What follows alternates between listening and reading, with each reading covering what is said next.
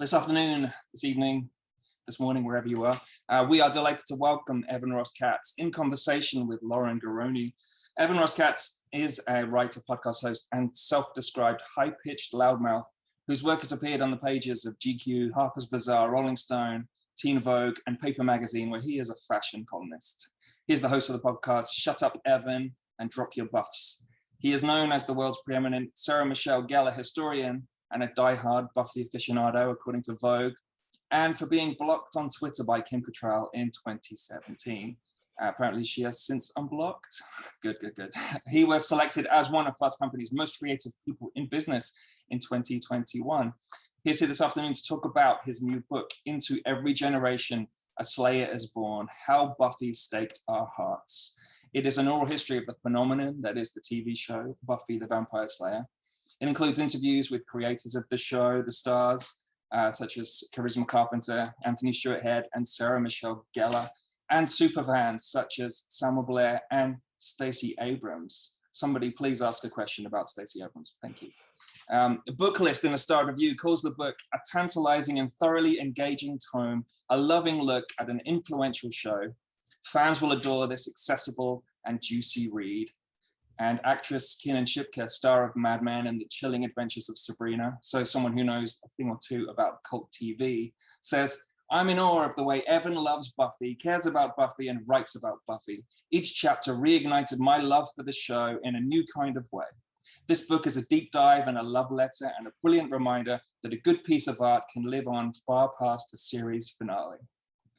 Joining Evan in conversation, we are delighted to welcome Lauren Garroni. Lauren is a writer, director, and producer, a co-creator of the viral Instagram sensation Every Outfit on Sex and the City and the Every Outfit podcast, and the person behind the only Oscars recap that Evan says he trusts. So yeah, like I said, there's a Q&A. Please write your questions in the Q&A. Otherwise, put your hands together wherever you are for Evan and Lauren. That's for you, Evan. Thank you, and this is for you as well. So congratulations on the book. As a Buffy fan, I feel safe in saying it's essential reading. It's not only informative, but it's so entertaining. And the book feels to me, and I hope you, as a fellow pop culture addled millennial, you take this as the compliment it's intended to be, which is, it felt like reading a really long, juicy Entertainment Weekly article from the early 2000s, where you're like, oh, okay, so that's how this works. Got it. Well, it's funny because so much of my early reading about Buffy was Entertainment Weekly. I feel like that was like the preeminent source of Buffy information when I was growing up. I mean, the infamous Vampires Suck issue, which I had, and then I had to rebuy because I, at some point, was like, eventually I'm going to grow out of Buffy, so I should throw out all this ephemera, and now I have to buy it all back. Oh yeah, no, I have them all tucked away in this closet behind me. Every Entertainment Weekly, her Teen People covers, I mean, every 17 magazine, BB Bop, you name it, they're all in there. Also, I'm going to warn you, this might be for me, because I got very emotional reading the book. Happy to work through it with you. So in Every Generation, A Slayer is Born coincides with the 25th anniversary of Buffy the Vampire Slayer. As someone who has also written a book based on an iconic TV show, I was not smart enough to connect it to an anniversary. So I wanted to ask you, when exactly did this idea formulate? Was it like at the 23rd anniversary, you were like, wait a minute?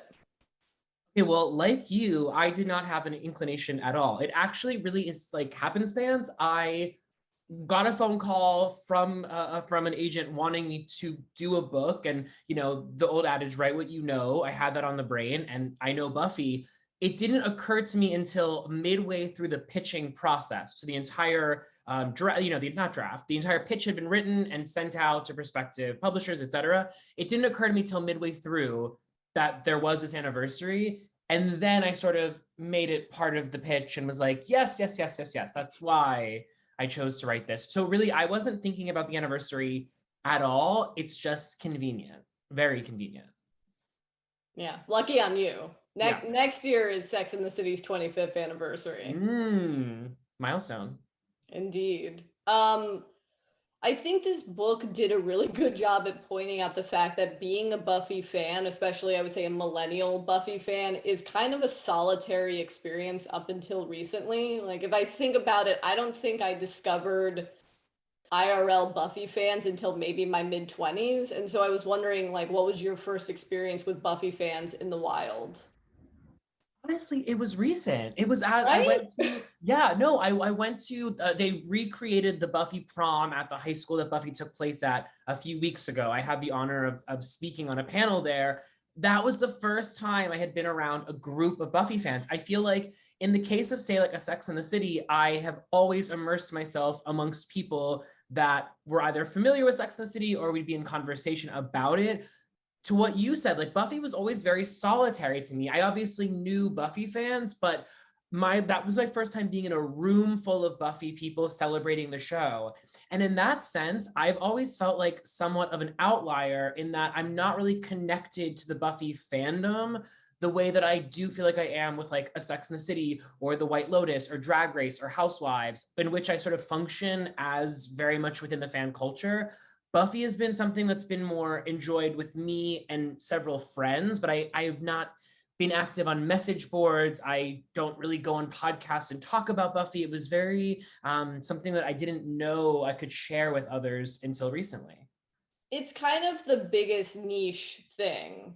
Yeah, yeah.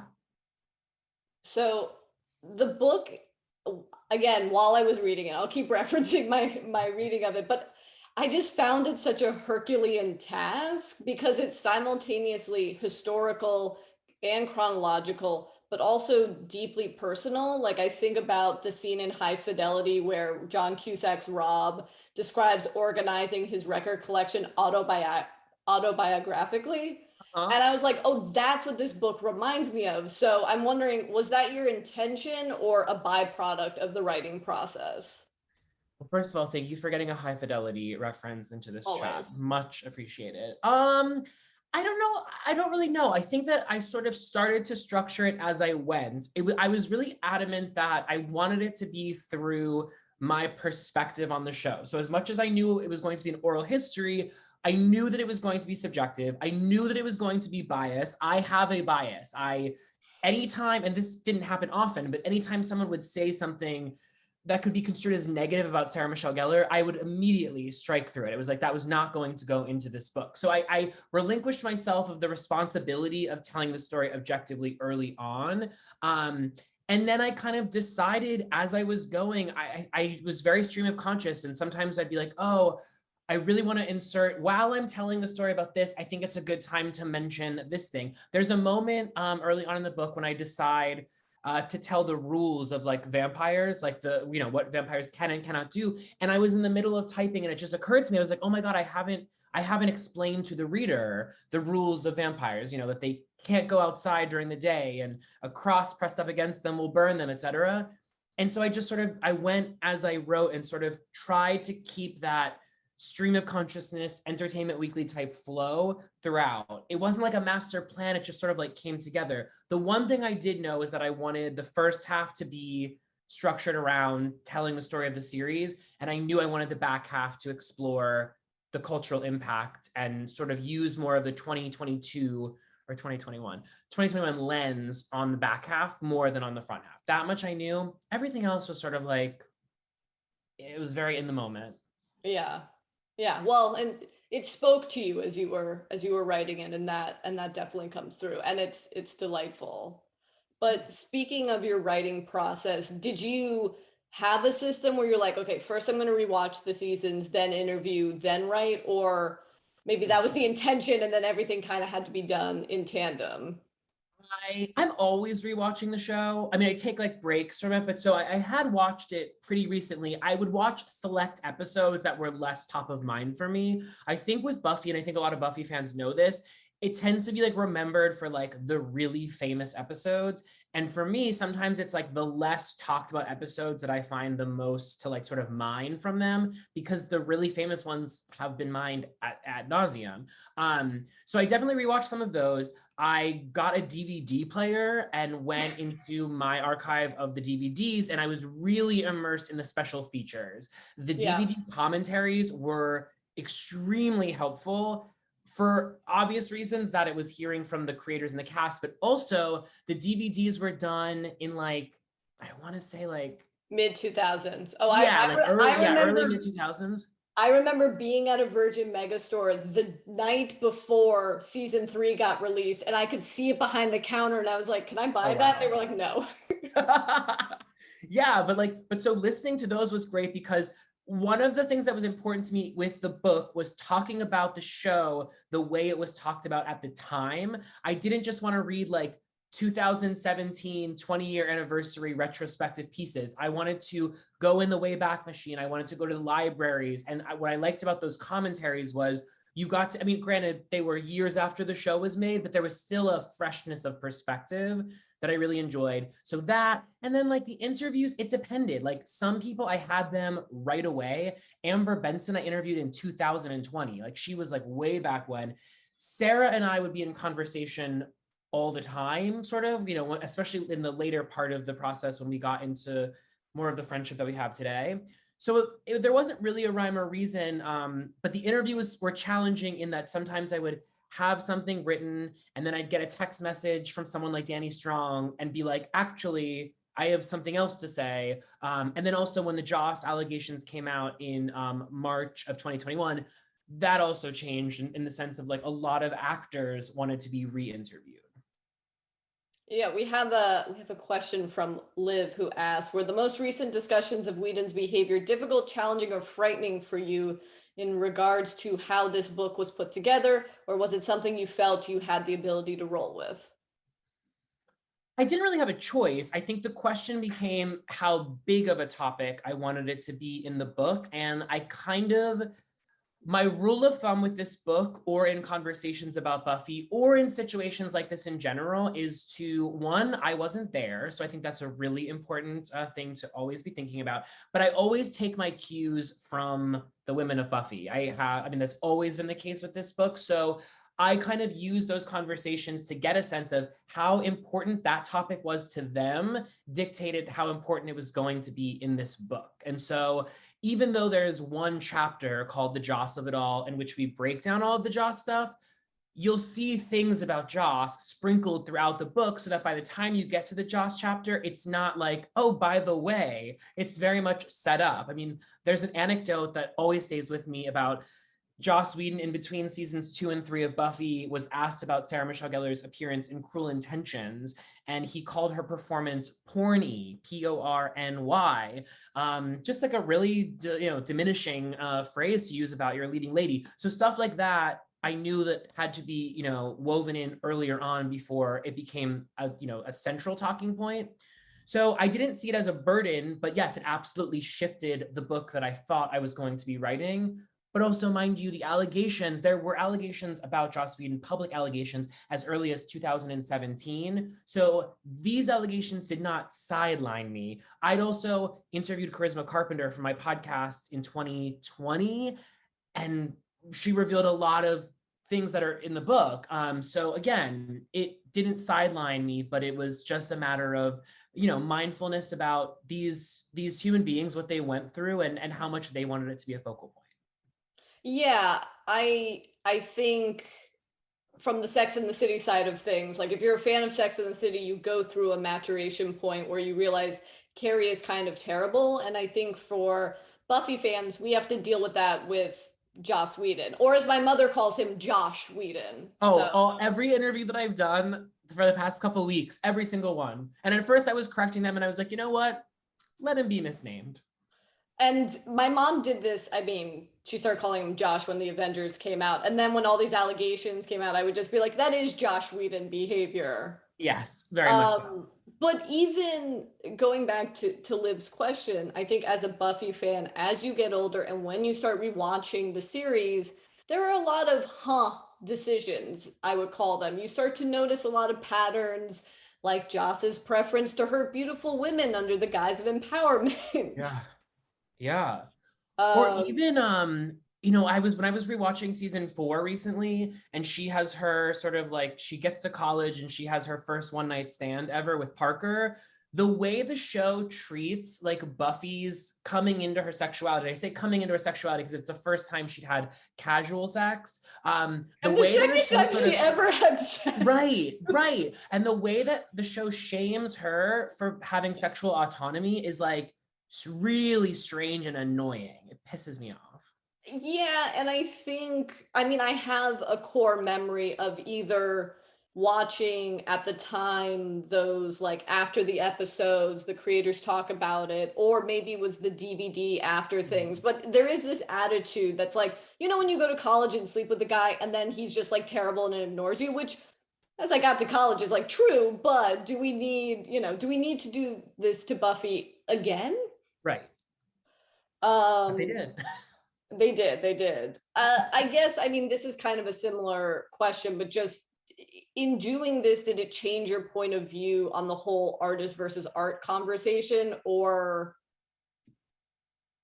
not? I really don't think I have a solid point of view about it so much as I enjoyed hearing other people talk about it. I would say in particular, Tavi Gevinson and I had a robust conversation about this.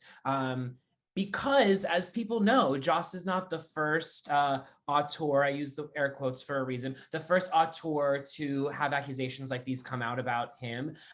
So there is a template for this, and there's also a template for how the public responds to it, or in many instances, how the public ignores it. So it's something that I think about a lot, but I'm also mindful of the fact that I interviewed several people for this book who said, I cannot watch Buffy now knowing what I know about Joss. And I completely respect that. I find me at this moment, and that could change, me at this moment, I can separate art from artist, but it's a fucking bummer. I apologize if I'm not supposed to swear. It's a bummer. It's a big bummer. Yeah, because it's like, because you see, as you mentioned, you know, you see all of these pieces evident in the show that were not evident to me when I was younger, of just so much about who we've learned he is as a human being. You see all of that in the show now. That's the part of it that's changed for me, is I'm much more conscious about, yes, the show is incredibly empowering for women, and it's also subsequently disempowering, and it can be both. But the latter, I didn't know, I didn't recognize when I was younger. So yeah, there's an element to it that's a bummer. I don't love the show I used to love it in the way I used to love it. I still do love it, but it's an evolved love, and I imagine it will continue to evolve.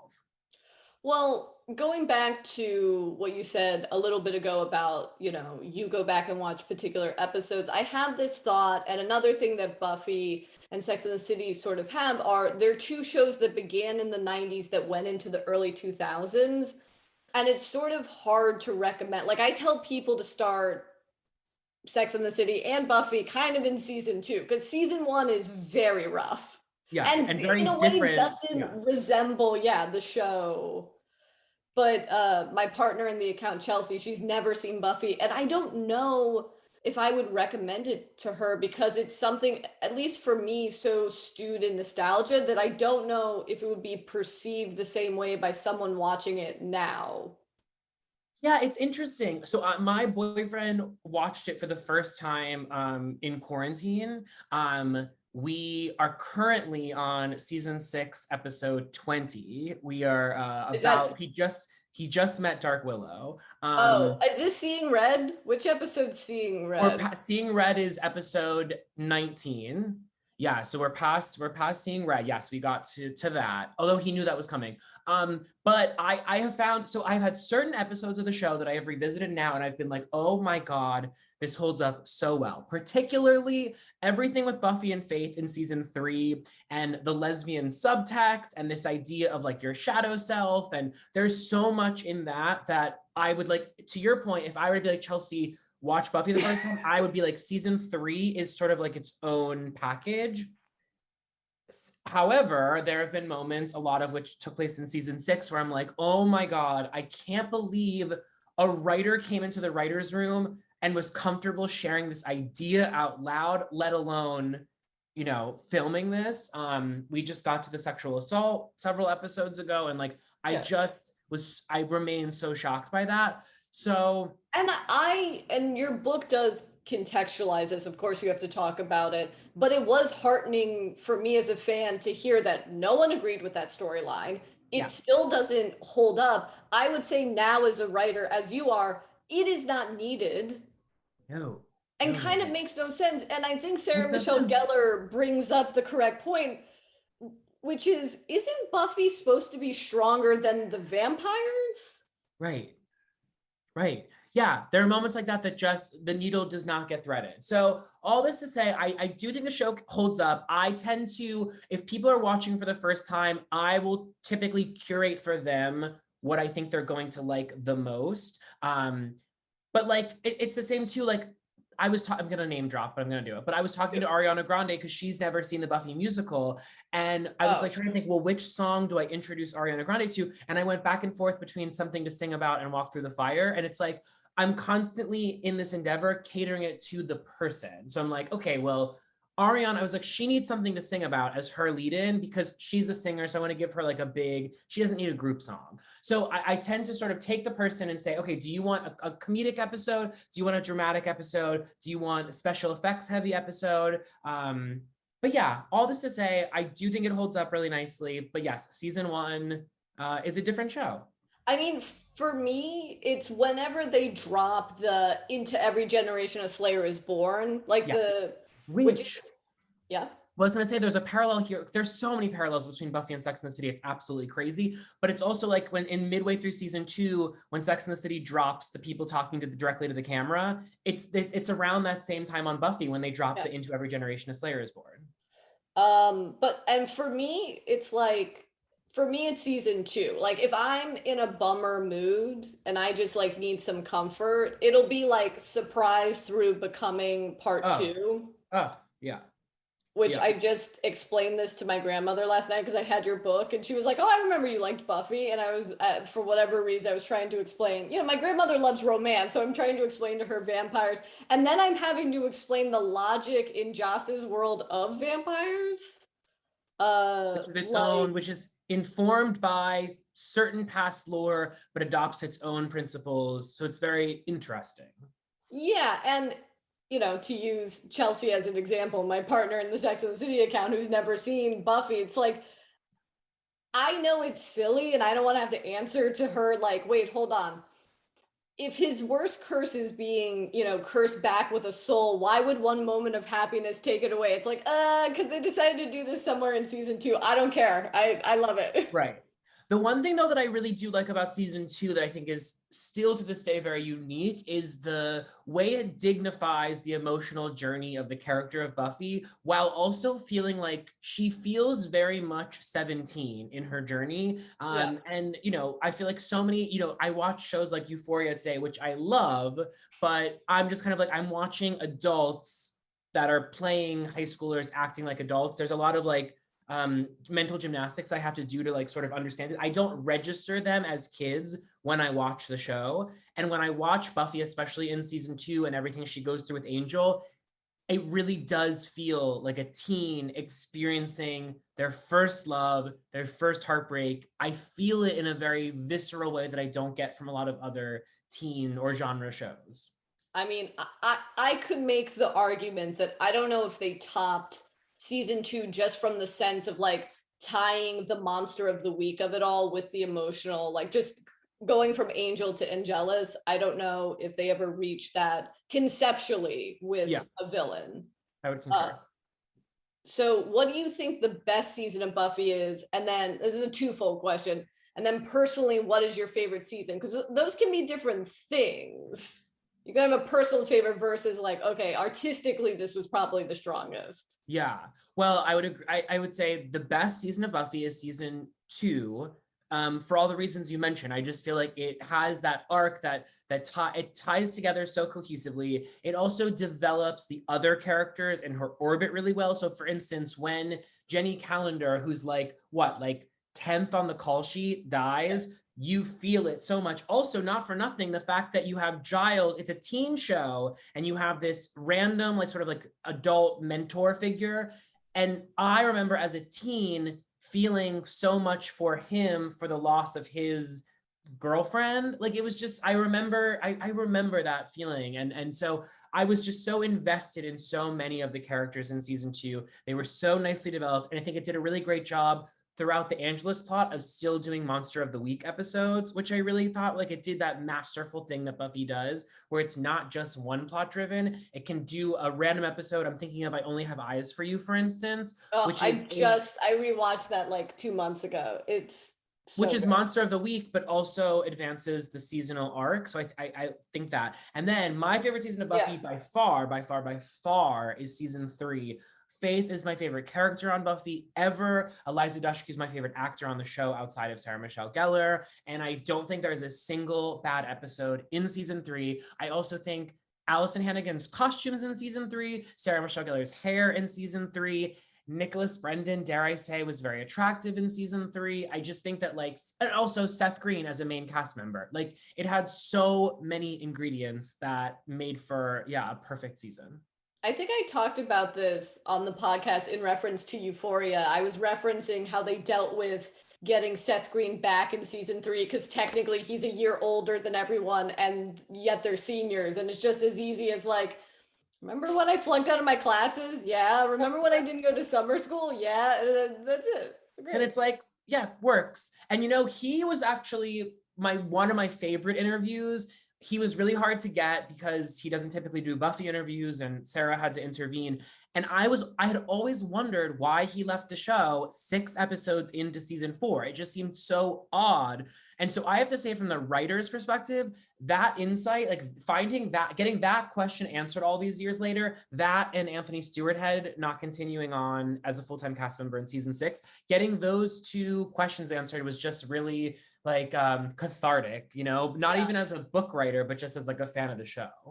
Well, I mean, so much of it is fan facing. We have a question from Miriam, who asked, what made you fall in love with the show in the first place? Well, I was really tormented when I was younger by my peers, and not really for being gay, but for being feminine.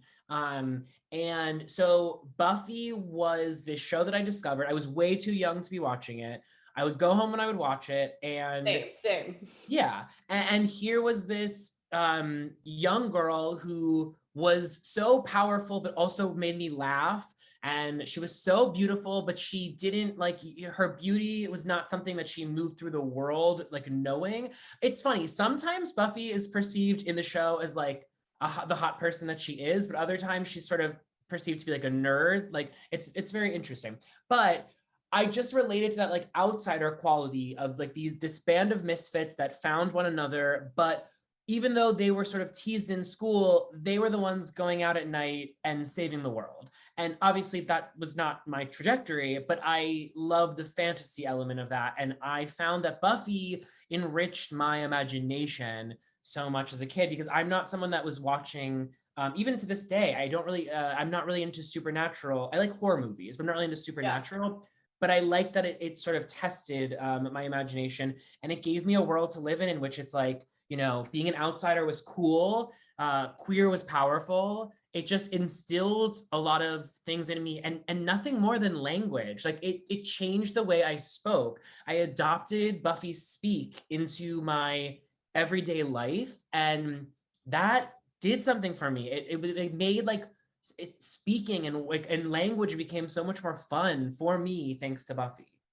Yeah, I think for me, and still to this day, hasn't been a show like that. I would just remember falling in love with, like, it's scary but not too scary, it's genre but not too genre, there's romance, it's funny, they're wonderful friends with each other, although I wonder in the reality of the show if Buffy, Willow, and Xander would still be friends with each other. But yeah, many questions. It's funny too now watching in season 6 when they're like, as adults, right? Because they, in the teen years, they have to see one another in school. Like there's, and Giles, for instance, is on the show because he's the librarian. It's funny watching the later seasons, and like, they're just like, Xander, for instance, is like always at Buffy's house, but it's like, well, what are you doing there? Like, you don't live there. Yeah, at least with Friends, you have the guys that they live across the way from each other. Exactly. And can I just say, while we're talking about that, I am just so bothered in season 6 and season 7 by like the lack of like a central, I guess you have the magic box still in season 6. So I guess I'm talking more about season 7. They, for seasons 1, 2, and 3, you have the library. In season 4, you have Giles's apartment. And season 5 and 6, you have the magic box. In season 7, they made Buffy's house the center point. And I feel like they were really missing a meeting place. Yeah, I understand the point of giving Buffy a job as the guidance counselor, but honestly, if not Buffy, one of them should have somehow become the owner of the bronze so that they could be there in the day. And yes, I feel like, yes, abandon the construction plot for Xander and make him a small business owner. Come on. Have something bad happen to bronze and he bought it on the cheap and he's fixing it up. Anyway, these are storylines that'll never happen. Yeah. But I think one thing that we share, and we've talked about this before, but we make a living off of a show that we love, me with Sex and the City, you now with Buffy. And it's one thing to be a fan of something. It's another thing to create something for the thing you're a fan of. And then there's having that thing dissected by the fandom. So I guess I just wanted to know, how has it been becoming fodder for the fandom? Well, it's interesting because I'm not someone that frequents Reddit until recently. However, well, I think it'll be a one-time endeavor. But I didn't realize, again, and I spoke about this earlier, that I've not really felt connected to the Buffy fandom. And so as such, I did not know about, for instance, like the shipping of Spuffy and Bangle. My love of Buffy, I've just never really, that's never been something that I've thought much about. Spike's not a character I find myself particularly fascinated by. I liked the romance between Buffy and Angel, but it's not my takeaway from the show 25 years later. So discovering the aspects of the fandom that they really latch onto. For instance, this fandom loves Spike and loves James Marsters. And I think, as you'll find in this book, I don't think I have an opinion about James Marsters as a human being, but I don't love the character of Buffy. And there are some things he says in this book that I don't necessarily agree with, but it's his perspective. When did you realize that he's not British? And then like at what age were you like, oh, this is a bad British accent? It took me a long time. Yeah, like too same. long. Like too long. Like 2 years ago, I was like, oh wait, I don't. Now with like the proliferation of like Eddie Redmayne and Benedict Cumberbatch and Tom Right, Hiddleston, it's like, oh, I think this is a bad impression. Right, but it's like I feel like my ear had to like catch up, because for a long time I was like, wow, I couldn't believe it. But so I feel like with him and with others, it's like I've had to understand that the fandom is really passionate. Also, I've learned not many books, like Buffy has a lot of academia that has been written about it, not a lot of work in it with as much voice and opinion in it. And so I'm still having to contend with the idea that people are not used to Buffy being presented with so much POV. I think that's the thing that I caught me off guard, was that like a lot of opinions about like mad at how biased I was. Whereas in my mind, I was like, well, anyone reading this book would know, because they would know my love of Sarah Michelle Gellar. But it's like, no, people read this book that have never heard about you. They're reading it because they love Buffy and they have an expectation for what they want out of a Buffy book. And that's valid, but like my book is going to fall short for some people. So just having to contend with that is interesting. And also, they didn't spend 2 years writing a book. That's the other thing I love, is I love how for our book, they're like, it's obvious that they put so much filler in this book. And it's like, no, we worked so hard on all of this. Right. No, totally. And also just like, people don't know the time of like that the interviews take, and then the transcription process, and then deciding which quotes to use and then where they go, and then the re-interviews. So I think that there's not a lot of grace granted. However, I can be hypercritical of things and not contend with the fact that the creator of said thing went to great lengths to make it. So I think the criticism is valid. The question for me is that I am in my present state is, how much of my mental bandwidth am I going to give to that? And my recent decision is less than I was.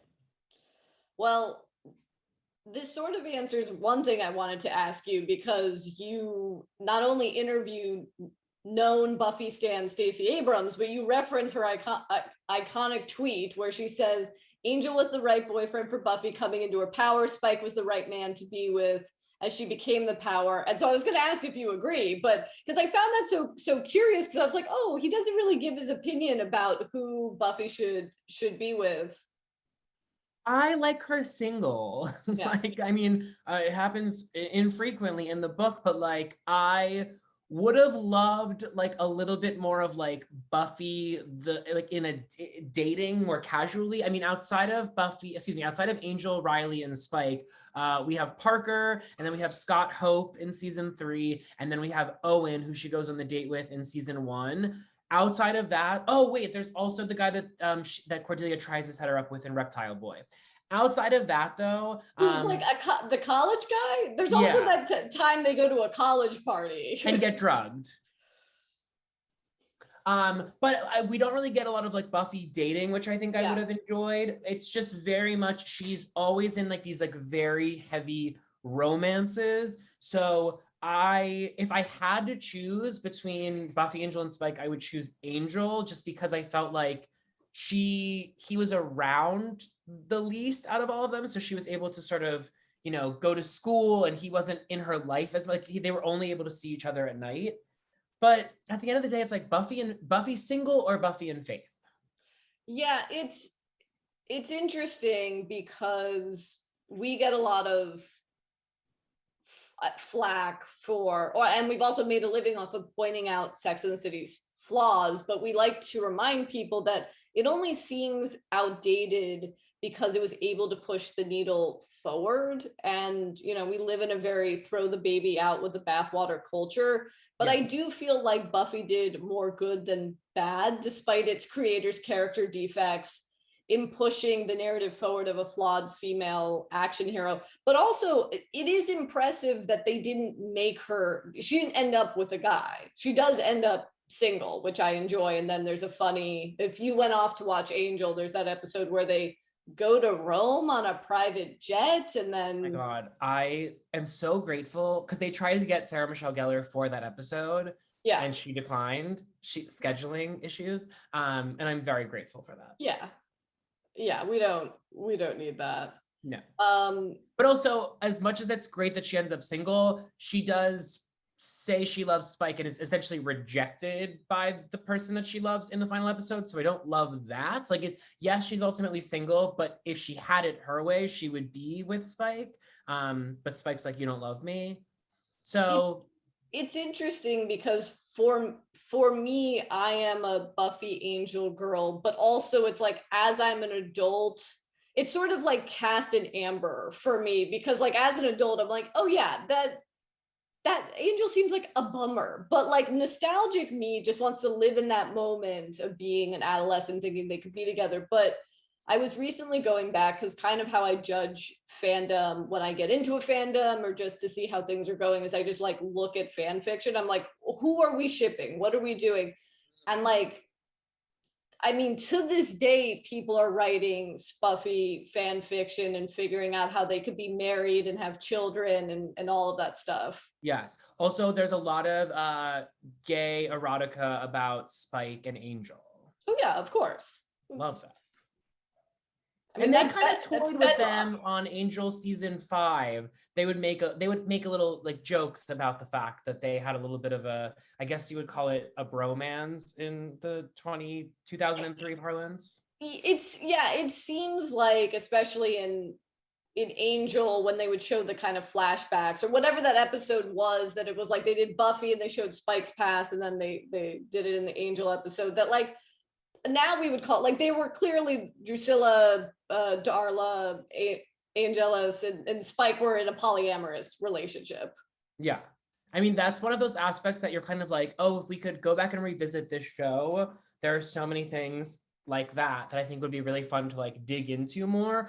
And a lot of those things too that like I think were subconscious. Like, I don't think the writers were thinking that, but I think the actors imbued it with that in such a way. I think about that too with Buffy and Faith. I don't think they were written to have the sexual tension that so many people have picked up on in the years since. But but I just think it's there. Or even like thinking about Buffy coming out to her mom.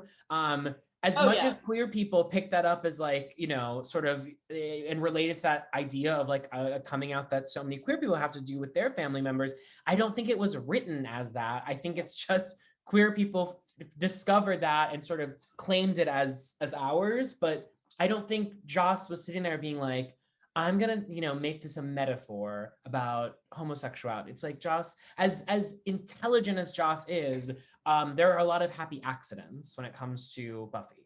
Yeah, I mean, before this started, we were having a conversation about an anecdote with James Marsters and Joss Whedon pushing him up against the wall, and James Marsters explaining that like Joss never wanted it to be a romance, so like he allowed Angel and Buffy to happen, but then he got very annoyed about Spike and Buffy happening, which, you know, you are the showrunner, but, you know, he didn't want it to be a paranormal teen romance. And it's like, what exactly did he want the show to be? And I think you do a great job in the book. And I think kind of the art versus the artist thing you say so brilliantly is like, it's not his. Like the show, it has so many owners at this point between the fandom and the hundreds of creators that went into creating this show that we love.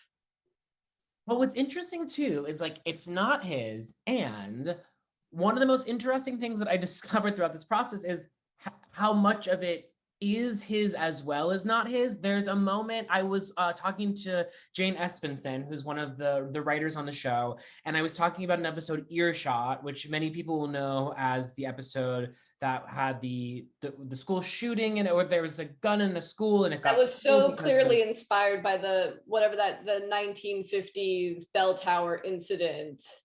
Yep. But was preempted because it was supposed to air within weeks of after Columbine happened. So I was like trying to find moments from Buffy that I loved that did not have Joss's footprints on them. And I said to Jane Espenson, I was like, oh my God, I love the dialogue, the scene in the clock tower where Buffy's talking about how difficult her life is and others' lives are, and you don't even realize the things that people are going through, blah, blah, blah. And Jane says, oh, that's a Joss rewrite. And I was like, oh, but I love that whole scene. And she says, yeah, the whole scene. He wrote the whole scene. So it just goes to show you that even in my effort to, you know, center the women of Buffy or talk about aspects of Buffy that did not involve Joss, in many instances they did. And it's an unfortunate but an unfortunate reality of this show, which is that like even in season 6 and season 7, when he was no longer the showrunner of the show, there were still phone calls that were being made. Like when a big decision needed to be made, yes, Joss might not have been physically present in the way he was early on, but he was signing off on things. It's like, yeah, I would try so hard to like find things that he didn't involve him and he would weasel his way in. Well, one of the things that I noticed in reading the book, and as someone that is abreast in all of the articles and from his ex-wife to kind of everything that's come out, even anecdotal things from panels or whatever.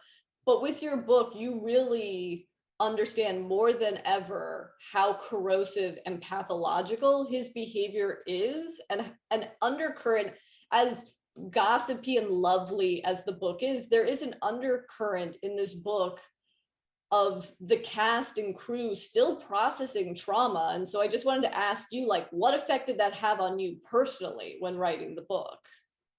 Well, that's such an interesting question.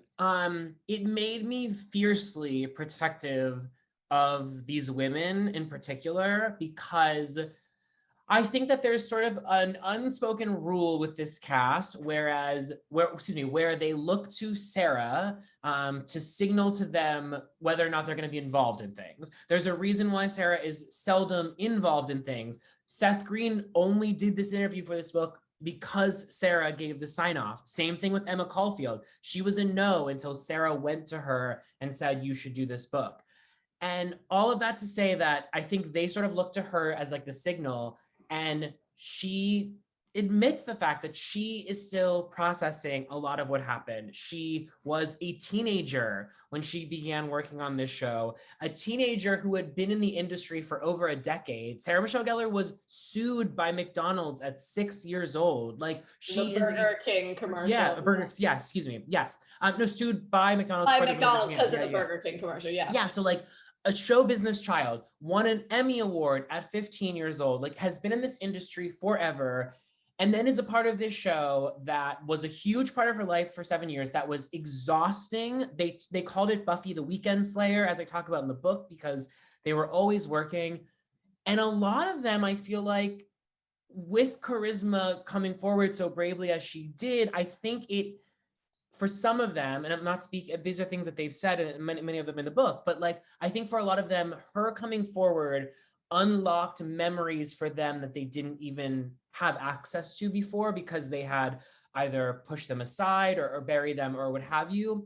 And I think to have to deal with that publicly is not always desirable, right? It's like some of these people don't want to share this, don't want to talk about it, don't want to bring it back up. So for me, it was just being really sensitive to like when to ask a follow-up question, there were several instances where things were said by the actors that I did not put in this book out of protection for the actor, because they would say things that I knew were going to instigate headlines that could be taken out of context, and I didn't want to risk that.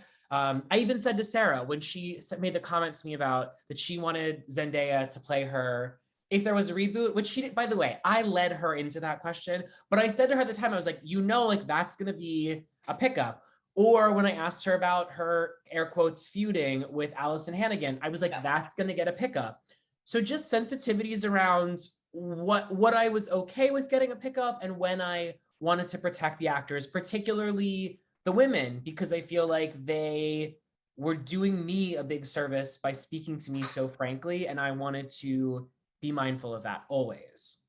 Yeah, I think one of the wildest 4 pages I've ever read in my life is your interview with Nicholas Brendon in the chapter, Where Do We Go From Here? You talk about in the book your hesitation to even do the interview.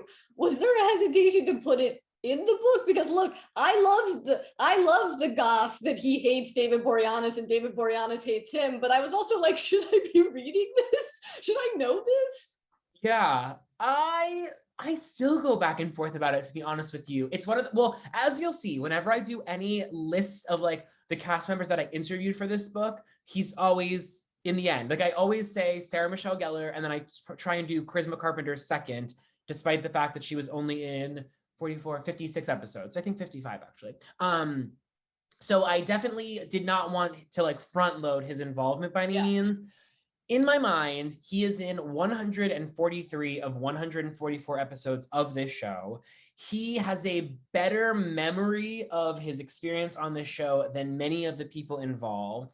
And I felt like, because I did not have access to Joss for this book, I felt like, and Nicholas talks about this, there's a lot of parallels both between the character of Xander and Joss's life, but also Nicholas Brendon and Joss. Ones that he is aware of and ones that I'm not sure he is aware of. And so to me, I also saw it as an opportunity to speak to a toxic man that was involved in this show. That was sort of how I viewed it. I was certainly uncomfortable during a lot of the interview, and I also found him to be an unreliable narrator at times. So when you say that 4 pages shocked you, just imagine what was not printed in there. But yes, it definitely, it gave me pause, especially recognizing his current state during the interview was something that also gave me pause. I ultimately landed on the fact that I thought there were aspects of the conversation that were worthwhile to include, but I totally recognize that there are people that would call it questionable that I included him, and I hear you. No, I don't think it's Not questionable. you, I but mean, like, again, it's juicy. I mean, maybe that's why David Boreanaz didn't want to participate. He's like, I don't know what I'm going to say, so I should probably say nothing. I also I do feel for Nicholas Brendon. There's a sadness about him that's very evident in many of the quotes in the book, but I don't know, when I say you, I mean me. Like sometimes you look at people involved in a show like this. I definitely felt that too. I think he's so known to be, and the character of Xander is so known to be, especially in rewatching it now and kind of how we understand masculinity and culture, that he is so clearly Joss's avatar, Right. But to see that even the trauma like goes through him as well in his dealings with Joss, where it's like, wow, no one was untouched by this. Right. Right. And it's like he really wanted to be a part of the 20th anniversary reunion with Entertainment Weekly and was not allowed to be and was heartbroken by that. And like, I thought that there were aspects of his story that were really interesting. You look at someone that was a part of a show as successful as Buffy, and you're like, oh, you must be set for life. But that is not the case. And I think, too, to make another Sex and the City comparison, it's really interesting, too, the fact that Sarah Jessica Parker was an EP on Sex and the City. Sarah Michelle Gellar has no ownership over Buffy. So despite the fact that it is one of the most successful television shows of all time, she does not reap any financial benefit from the show in 2022. I mean, not there, I'm sure there is some, but I just find things like that I found really interesting in that, like, you expect, because you're attached to the show, life must be good, residuals pouring in, opportunities galore. And that's not the case for many of these cast members. None, I think, more so than Nicholas Brendan. Absolutely. I recently learned that Jaleel White, who played Urkel, was a part owner on Family Matters. So he is set for life. There you go. It's like, but you know what? It's like one of those things where it's like, I think there are many things, if there could be a do-over, that would be done differently. But it's like, I would love the contracts to be renegotiated, and not just the WB UPN contracts, the FX contract that they struck in, I think, 2004, when the show went into syndication. Actors got nothing out of that syndication deal, which was a monster deal at the time. Again, just these are the aspects of this book that I found really satisfying. Again, not as an author, but just as like a curious person. Yeah. And I think they were also, in a way, a victim of changing parameters. I think, like, I remember a story, and I don't know if it's in the book, but Joss talks about how, right, Buffy was a movie before, and he looked at his contract and there was nothing about, it's why it's a Fox show that's on WB and not on the Fox Network. Anyway, that there was nothing in the contract about it becoming a TV show. And after Buffy was a success, he did this interview where he's like, they're never going to do that again. Right. And I think people didn't understand just you had Star Trek, but just how successful a cult TV show was. And we're winding down. I'm going to ask you some miscellaneous Buffy questions and talk about the reboot. If anyone has any questions, please, now's the time to write it, and I'll ask Evan. But I did not realize, not only did Sarah Michelle Gellar not win an Emmy for Buffy, she was never nominated, because my memory is her showing up to the Emmys a bunch. So I guess just as a presenter? It's maddening. It really is maddening. That's, I think, in my most recent rewatch, the thing that stuck with me the most was her performance, and to not even have it be recognized. And then you look at some of the things that get nominated today, and I just feel like the bar, television is obviously, has so much more to offer thanks to streaming services and premium television and whatnot, but it's just like the caliber of content that was being made week to week, and the performance, for it not even to be recognized. I do, and it's funny we're talking about this. I do think they should add a category to the Emmys, which is like a retrospective performance award, and every year it can just be like, I don't know, fan vote. I don't even know, but I think there's validity. The Oscars have the honorary Oscars. Yes. There needs to be an honorary Emmy. Sarah Michelle Gellar certainly should get one, but I think that's just genre elitism. Totally. And teen as well. I mean, I think it was perceived as, it's on the WB. They've got a talking frog as their mascot. Those WB commercials at the time.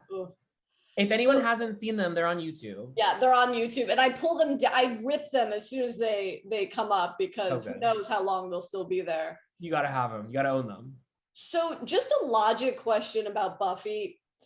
Do you think it's weird that there's just one Slayer? Like, that's not something I ever thought about. But then when Buffy briefly dies, and then you get Kendra, and then Kendra is killed, and then there's Faith. So you have two Slayers. And then in season 7, you learn, like, oh, by the way, there's just dozens of potentials all around the world. Like, shouldn't there be a Slayer in every region? Right.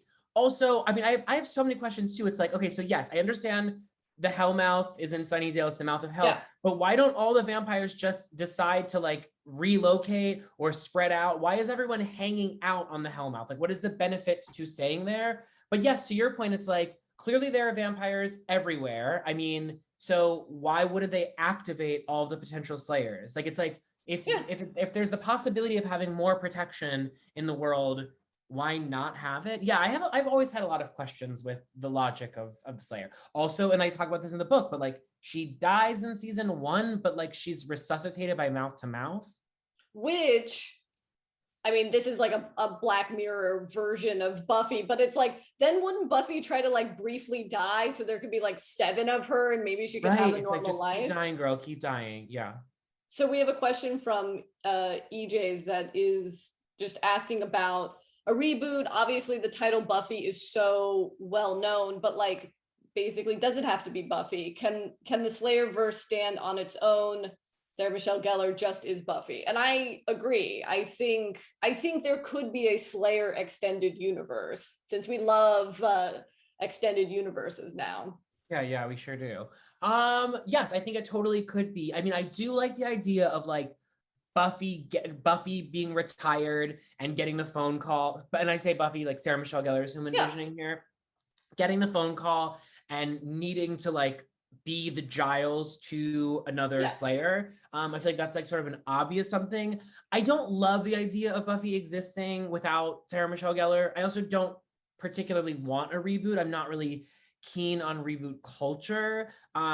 But that said, when the reboot was announced in 2018 and had some exciting names popping up that were going to be a part of it, I'm certainly like definitely not opposed to it, intrigued by it. I think that there are more stories to tell. And so something you said earlier, Lauren, it's like the Buffy speak is something that really has never been replicated in television today. And so I do think there's a place for like Buffy speak in particular to come back. I think there are more stories to tell, but I'll always be bummed that I think the real opportunity was missed in 2004 with either doing Ripper, which was the Giles spinoff that was planned, or doing a Faith the Vampire Slayer series. I feel like those two, we really could have used something immediately after to keep the world alive. And so I think they fumbled the ball a little bit. Yeah, it's tough. I mean, I started watching Sex and the City and Buffy at the same time, and so my fantasy is always like some show that like melds those worlds, where it's like a dating columnist who like used to be a demon slayer or vampire slayer or something, and like all of her articles are coded about how like men are monsters or something. I'm very here for that. Or it could be that like Sarah Michelle Gellar's character on Sex and the City is somehow revealed to be Buffy, but it's like the junior account executive is actually Buffy, but like she retired from slaying. Yeah, there's definitely room for crossover. But as we learned within Just Like That, you kind of can't go home again. The moment has passed, and maybe we should let things pass. Not for us. Like we'll take all the content we can get. But... Exactly. But what's interesting is it's like, and Sarah said this to me, it's like she is not going to speak about Buffy again publicly anytime soon, if ever again. Like in some senses, this book is a bookend to the story of Buffy for now. I do not imagine Seth, Amber is not going to speak about Mark. I mean, like I gathered the sense from some of them explicitly and other times just intuitively that Buffy is like, this is their last hurrah when it comes to discussions about this show. So you're saying for the paperback is when we get Joss, right? Yeah, exactly. He's coming through. I don't think if he knows what's good for him, he's going to come out publicly anytime. Well, but as we've learned, the man does not know what is good for him. No. And yet he created something that we love so much. And yet. But I think you did such a good job helping Buffy fans reconcile their feelings about a show and its toxic creation. I guess to end, where do you find yourself having written this book? What are your feelings about Buffy now? Or maybe they never changed from when you started writing the book. No, it changed. I'm like so sick of the show. Just because, and you would know this well, having written your book, it's like my love for it has waned at the moment. I know it'll come back, but I'm very exhausted by the show. I'm exhausted by having to just be so immersed in it and all of the murky emotions that come with it, both in talking to the actors and, you know, having to interview some strange people for the book, and in being in conversation with so many fans who very generously want to share their stories of how Buffy changed their life with me, which is lovely, but it's, you have to take on their emotion, right? It's like, Yeah. oh, like I was battling cancer and I discovered Buffy in the hospital and blah, blah. It's like, I have been hearing those stories a lot, and they're beautiful and they're meaningful and I'm grateful for them. But so I look forward to stepping away from the series once my boyfriend and I finish the rewatch,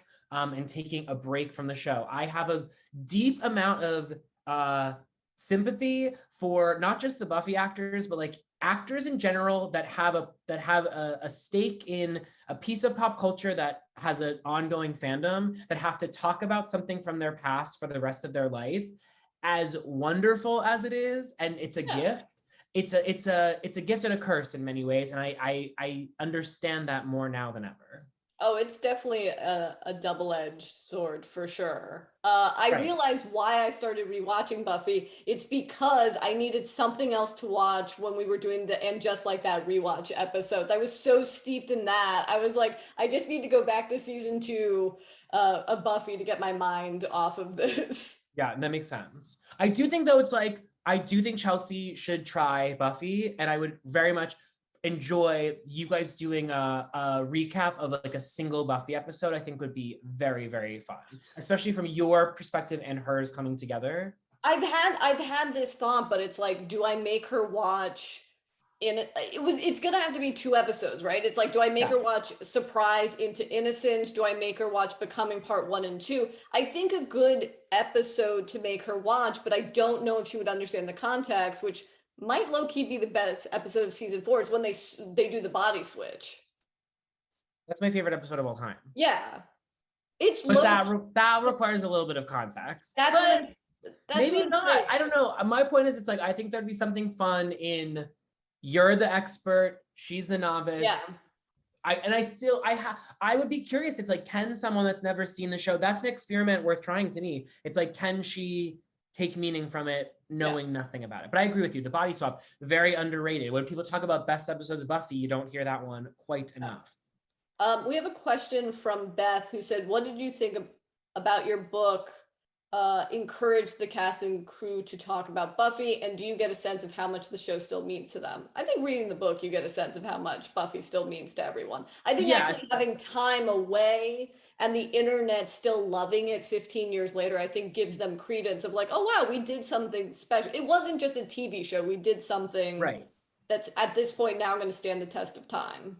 And a lot of them are able to profit from it due to like fan conventions and Comic Cons and things, which makes them have a vested interest in staying a part of it because they can, you know, reap the reward financially. I will say though, one thing I find really interesting about Sarah Michelle Gellar is there was a long period of time up until like 2017 when Sarah would never like reference Buffy on social media, or she really wouldn't talk about Buffy. You talk about this in the book, that breaking point with her. Yeah. And I think something shifted with her, and I think it actually continues to shift, if I were being honest, in a good way, where she is less inundated with, I'm going to use the word, which has a little bit of judgment in it, but like the creepier fans, the ones that would sort of, you know, maybe send her things in the mail, etc. And she's now discovered a different kind of fan thanks to social media. That's like people like Stacey Abrams, people like Kiernan Shipka, like people like that. And I think it's changed her perspective in being less, and she says this in the book, that she's less afraid of the fandom. And I think that shift continues to this day, especially with quarantine, when more young people were discovering it. And there's a generation now of like people that grew up with it showing their kids. Oh my God, we're old. But like that exists. And I think that to her, if we're ever going to get more out of her with regards to Buffy, I think it would come from, you know, the evolution of the fandom. Yeah, and I think it took the generation that was raised on Buffy, like you and I, who are now creators and are saying, you know, I create because this show inspired me so much, or, you know, someone like Stacey Abrams, who's like, I'm doing all of this change, but by the way, Totally. I'm Bengal trash. No offense, but I'm also Bengal trash. But and also it was really fun too, again, because of my relationship with Sarah, where I was able to give her episodes to watch as homework. Like she would actually do that. How did this friendship start? Does it predate the book, or the book opened the door?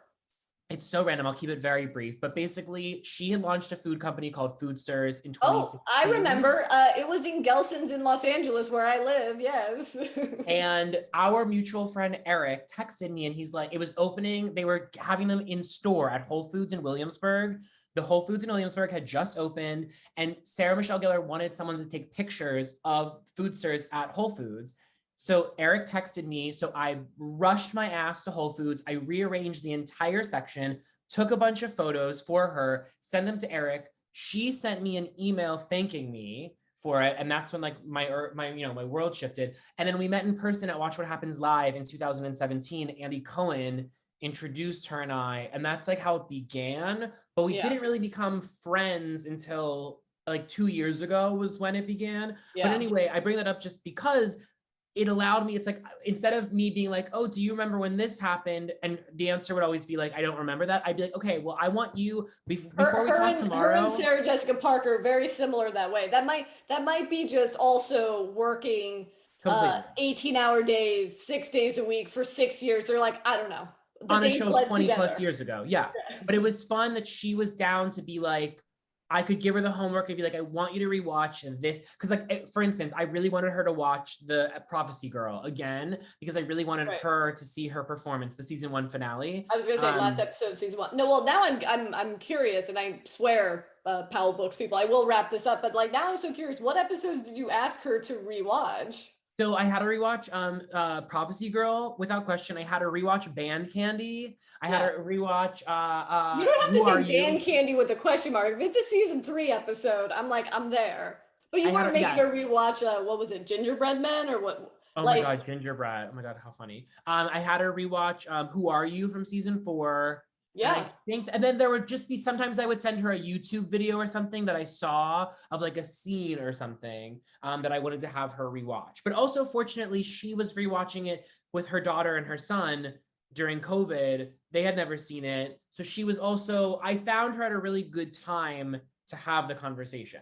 But like, spoiler, she's coming on my podcast later this season, and like I won't ask her about Buffy. Well, there's also so much to ask her about her oeuvre, like, and I don't mean this sarcastically despite my monotone voice, the cinematic masterpiece Simply Irresistible, which I saw in theaters. Which she hates. She won't even talk about that movie. It's a non-starter. Starring Amanda Peet, Betty Buckley, I mean that Patricia Clarkson. Patricia Clarkson or Laura Linney. That's the era where I know it can go either way. Yeah. But no, truly a phenomenal film. Christopher Durang is in it. My God. Yes. Oh wait, Todd Oldham did Sarah Michelle Gellar's costumes for that movie. Anyway, yes, there's much to say about her oeuvre outside of Buffy, but like I said earlier, it's like it was fun that I think a lot of things were working in my favor, our relationship, the timing, etc., that I was able to get her to make one last Sex and the City reference in, I think it's season 5 or season 6, when Big's in the hospital and Carrie feels like he finally opens up his heart to her. It's like, I feel like I had SMG at this moment where she was most willing to speak about Buffy candidly. It wouldn't happen if the book were happening right now. The door has closed. Is it closed? Oh, it's closed. It's closed. Well, Evan, this book is incredible. For everyone who's here who doesn't have the book, I got all my post-its, but it is a must read for any Buffy fan or anyone that likes pop culture, I would say. Like, it is weird that Buffy is not spoken with the same reverence. We talk about this in regards to Sex and the City. Everyone points to Sopranos, which actually premiered a year after Sex and the City, for turning the tide for HBO. It is weird to me that Buffy is not spoken in the same way that people revere West Wing, Sopranos, Breaking True. Bad. I do feel like that's a pillar for a lot of prestige television, even if it was a network show. What's interesting though is it still does like make the top 10 television series of all time list. So it's like sometimes it gets its due, and then other times, like with the Emmy Awards, it's completely omitted. So I am proud to hopefully with this book sort of give it and its actors in particular and the women in particular some their proper flowers, if you will. Absolutely. And before I let you go, I do just want to plug anyone listening. Lauren is the host of Every Outfit, this fantastic podcast. I was just telling her before we got on here that it was the Oscar recap. It was the only one I cared about. And I just recently joined her Patreon, and I am honored that you would spend a time with me here tonight. And I am an enormous fan of your work. Well, the feeling is mutual. I think what we're going to have to do is actually, you need to come on the podcast. We do a Buffy episode and make Chelsea watch it. I love that. Although I'd also want to do the Sarah Michelle Gellar episode of Sex and the City as well, which I know you guys have done before. But the LA episode. We're bound to redo the LA episode at some point. And you know what? Maybe for the Patreon, we'll have you on for Simply Irresistible. Oh my God, Mamma Mia. I would love that. I don't think I've rewatched it since I saw it in theaters when I was 11 or something. Worth a revisit. It's kind of a precursor to Amelie, right? I seem to remember a lot of like magical realism. Apps, yes. The crab, yes.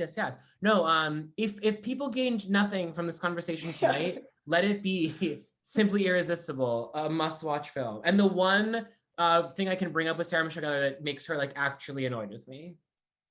Let's still bring it up. All right, I'm fingers crossed for this podcast with her. All right. Thank you, Evan, so much. Thank you, Powell Books, and everyone get Evan's book. Yeah, thank you both. That was great. I would happily just let you keep going and just keep listening. We could. I know. Thank you, everyone, for joining us. Yeah, buy this book. You might consider buying it from pals.com, but, just make sure you get it. It's out there. Thank you for joining us. Yeah, pals.com, you can see our upcoming calendar of events. But otherwise, thanks for being here. Thanks again, Evan. Thanks, Lauren. And we'll see you all again soon. Thanks a lot. Bye. Thank you, everyone. Bye, guys.